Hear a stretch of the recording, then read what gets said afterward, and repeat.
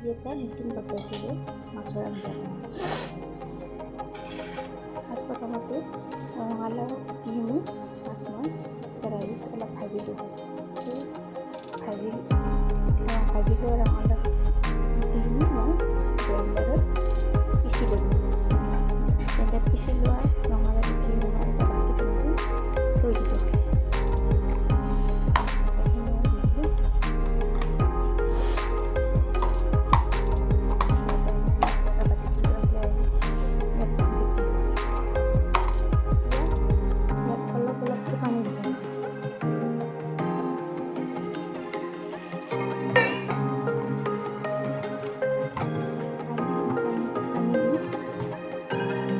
Seguido